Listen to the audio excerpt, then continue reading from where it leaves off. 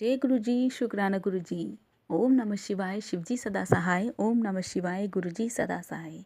संगत जी, मैं आशा करती हूँ कि आप सभी स्वस्थ और मस्त होंगे। संगत जी, आज का सत्संग पूनम सीधी आंटी जी का है, जो कि बहुत ही प्यारा सत्संग है।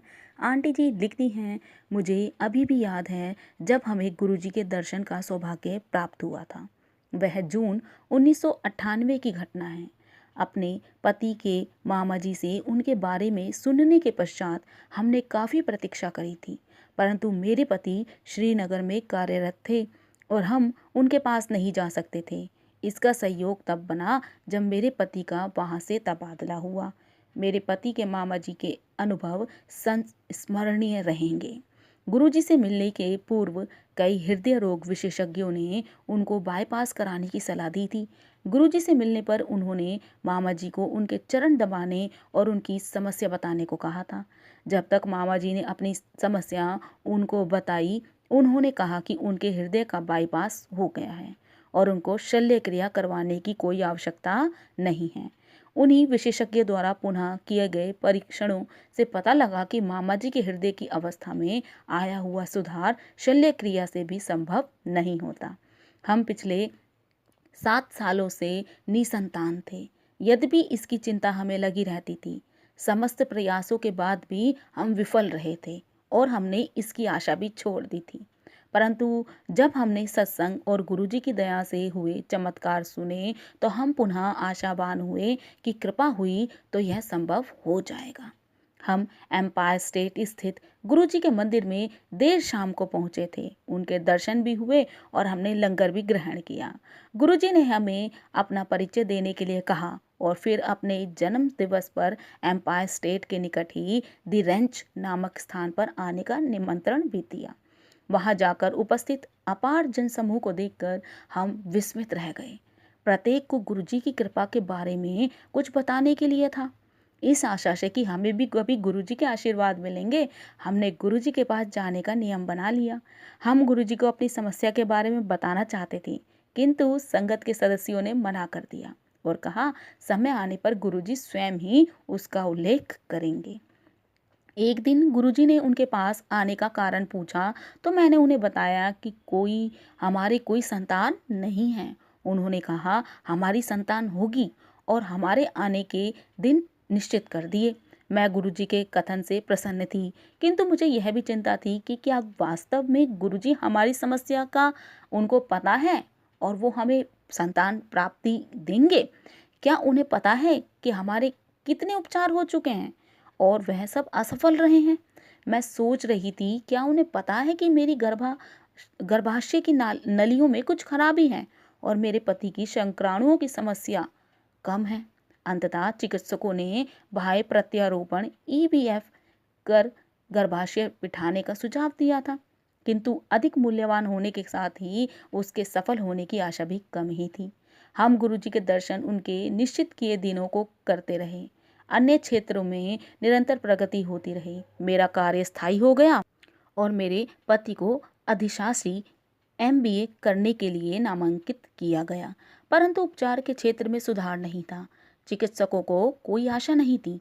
उन्होंने कम मूल्यवान उपचार गर्भाशय में वीर्यारोपण का सुझाव दिया था। इसके असफल होने पर वह बाह्य प्रत्यारोपण कर गर्भाशय में बिठाने के प्रयास करने का परामर्श दे रहे थे। मई 2000 में मेरे पति का एमबीए में चुने जाने का समाचार आ गया था और उन्हें 1 वर्ष के लिए जाना था। इसका अर्थ था कि 1 वर्ष के लिए चिकित्सा रुक जाएगी। मैंने चिकित्सकों के कहे के अनुसार गर्भाशय में वीर्यारोपण करवाया, पर परिणाम प्रतिकूल ही रहे। हमने गुरुजी के दर्शन कर पति के एमबीए के बारे में बताया तो वह बोले फिर ते कल्याण हो गया। मैं अत्यंत दुखी थी। यह कैसा कल्याण है? मेरे पति 1 वर्ष के लिए बाहर रहेंगे, कोई उपचार संभव ही नहीं था और अगले 2 वर्ष तक मैं संतानहीन रहूंगी। परंतु गुरुजी ने यह सब देख लिया था और वह किया जिसकी हमने कभी कल्पना भी नहीं की थी। हाँ, कुछ दिन के पश्चात हुए गर्भाशय परीक्षण में पता लगा कि मैं गर्भवती थी। हम दोनों को विश्वास नहीं हो रहा था।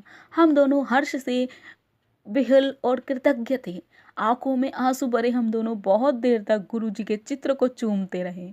उन्होंने हमारी नियति को परिवर्तित कर दिया था।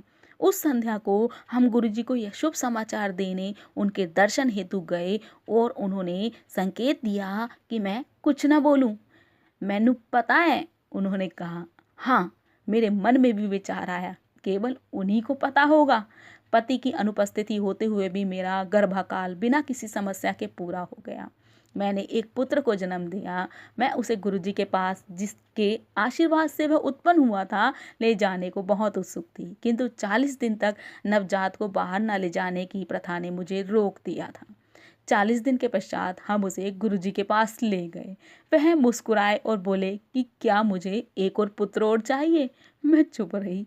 उसके बाद हर दर्शन पर वह यही प्रश्न दोहराते रहे। मैं उसे उनका परिहास समझती रही कि इतने छोटे शिशु के साथ उस पूरी प्रक्रिया को पुनः कैसे कर पाएंगे। एक दिन जब गुरुजी ने पुनः वह प्रश्न पूछा तो मेरे मुंह से निकल गया, जैसी आपकी इच्छा। 1 सप्ताह के पश्चात मुझे पता लगा कि मैं फिर से गर्भवती हूँ। बिना किसी उपचार, औषधि या चिकित्सा प्रक्रिया के उन्हीं का उपचार दूषित गर्भाशय नलियों के साथ, यह केवल गुरुजी के दिव्य आशीष थे। मैंने फिर एक पुत्र को जन्म दिया। दोनों बड़े हो रहे हैं, चंचल और सदा कोई शैतानी करते हुए। इतने बड़े नहीं हुए जो समझ पाए कि गुरुजी की कृपा से वह इस संसार में आए हैं।